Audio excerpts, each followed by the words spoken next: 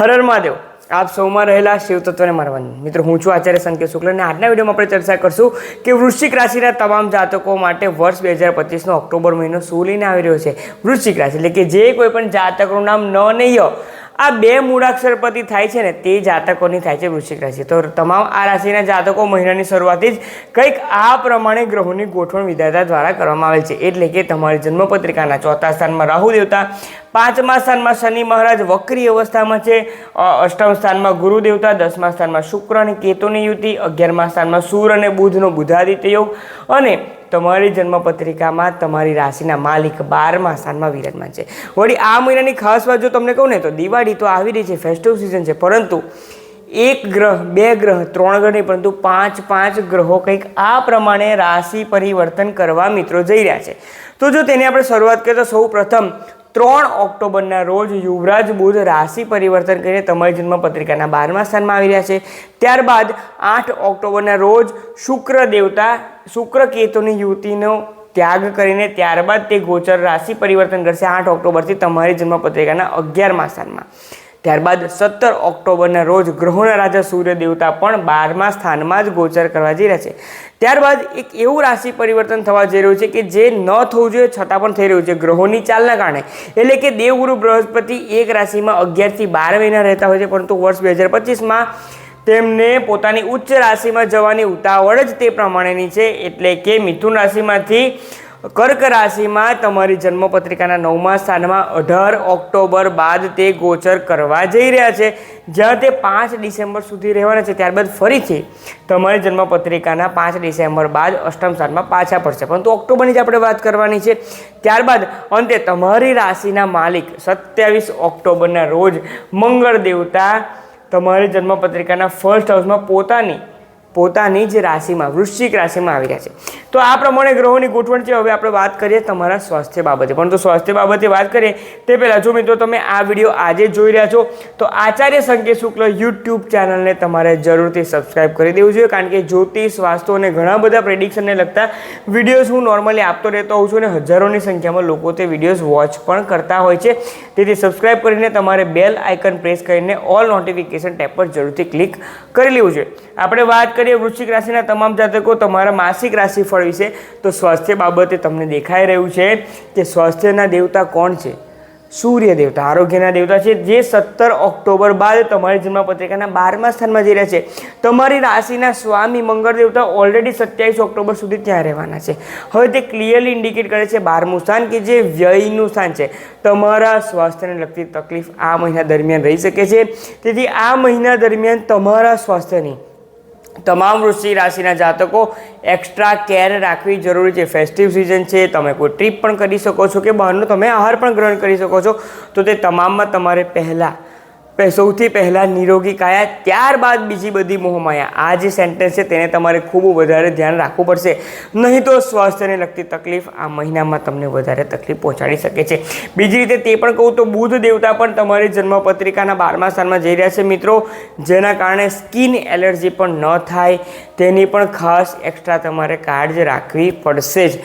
વાત આપણે આગળ કરીએ તો જે કોઈ પણ વૃશ્ચિક રાશિના જાતકો છે અને જેમને પણ આઈ સાઇટને લગતી તકલીફ છે, આંખોને લગતી તકલીફ છે, હેડેકને લગતી તકલીફ છે, તો તે પણ સાચવવું પડશે, કારણ કે 12મું સ્થાન તો એક્ટિવ થઈ જ રહ્યું છે। તે બાબતે તમારે ખાસ ધ્યાન રાખવાનું છે। અને અંતે એક વાત, તમારે પેટને લગતી સમસ્યાથી પણ બચવાનું છે, કારણ કે તે તમામ ગ્રહો તમારી જન્મપત્રિકાના 6થા સ્થાન પર પણ દ્રષ્ટિ કરી રહ્યા છે। તેથી પેટને લગતી સમસ્યાથી પણ બચવાનું છે। ઓવરઓલ જોવા જઈએ તો સ્વાસ્થ્યની એક્સ્ટ્રા કેર આ મહિનામાં તમારે રાખવાની છે। વાત કરીએ જે કોઈ પણ એજ્યુકેશન કરી રહ્યા છે તે જાતકો, કે પછી જો વૃશ્ચિક રાશિના જાતકો તમારા સંતાન છે તેની પણ શનિ દેવતા વિરાજમાન છે તમારી જન્મપત્રિકાના 5મ સ્થાનમાં, અને 8 ઓક્ટોબર બાદ તમારી જન્મપત્રિકાના 7મ સ્થાનના માલિક અને 12મા સ્થાનના માલિક શુક્ર દેવતા પણ રાશિ પરિવર્તન કરીને લાભ ભુવનમાં જવાના છે, જેના કારણે જે કોઈ પણ વિદ્યાર્થીઓ છે તેને એજ્યુકેશન માટે ઘણી સારી સફળતા મળી શકે છે।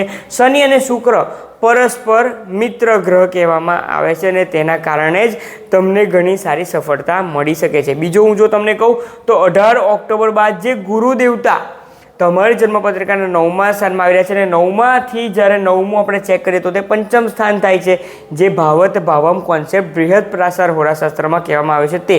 તો તેના આધારે પણ 9માંથી 9મા સ્થાનમાં ગુરુદેવનું ફળ તમને મળવાનું છે. તેના આધારે એજ્યુકેશન જે કોઈ કરી રહ્યા છે, ભણતર માટે તમે બહાર જવા માગો છો કે પછી તમે જે કંઈ પણ એક્ઝામની પ્રિપેરેશન કરી રહ્યા છો, આ મહિનો તમારા માટે ખૂબ વધારે મહત્ત્વપૂર્ણ સાબિત થઈ શકે છે. તેથી બીજી બધી વાતને છોડો, ફક્ત ને ફક્ત તમારા એજ્યુકેશન પર ફોકસ કરો તો તમારા માટે ઘણું સારું સાબિત થઈ શકે છે. આપણે આગળ વાત કરીએ તો તમારા લગ્ન જીવન બાબતે તમારા જે સપ્તમ સ્થાનના માલિક શુક્ર દેવતા છે, જે ગયા મહિનામાં કેતુ દેવતા સાથે વિરાજમાન હતા.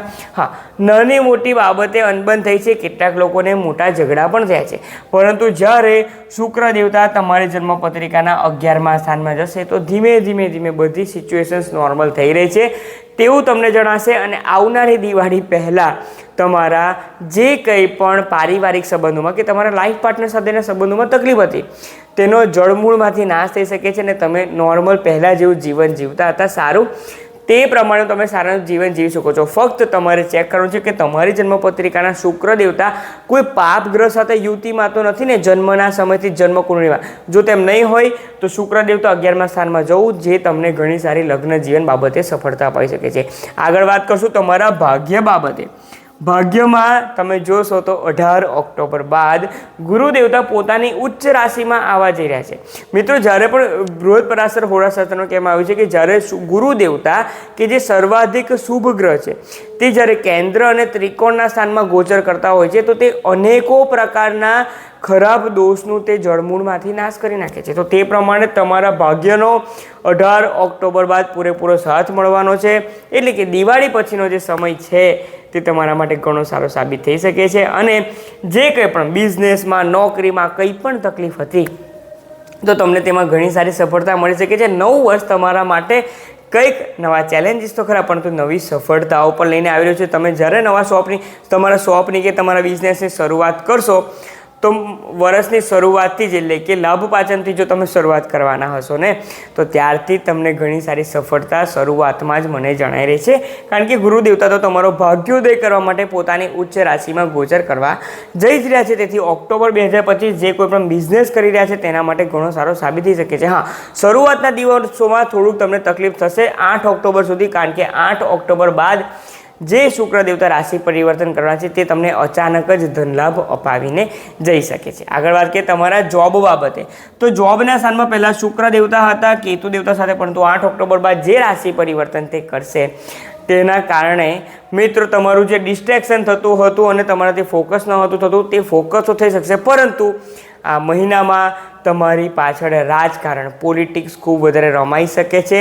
અને તમે જે લીવ્સ લો છો અને બીજા લોકોને તે તમે આગળ વધો છો તે પસંદ નથી, તે લોકો ક્યાંક ને ક્યાંક તમારી ચુગલખોરી કરી શકે છે બોસને કે આ વ્યક્તિ ખોટું કામ કરી રહ્યા છે. તેથી આ મહિનામાં તમારા કરિયરમાં મને થોડીક તકલીફ વધારે જણાઈ રહી છે તમારા કલીગ્સના કારણે. તેથી તેમને થોડા દબાવીને રાખવા જરૂરી છે કે મારું કામ છે, હું જે કરું તે માય લાઈફ માય રૂલ્સ. આ પ્રમાણે તમારે તેમને કહેવું ખૂબ જરૂરી બનીને રહેશે.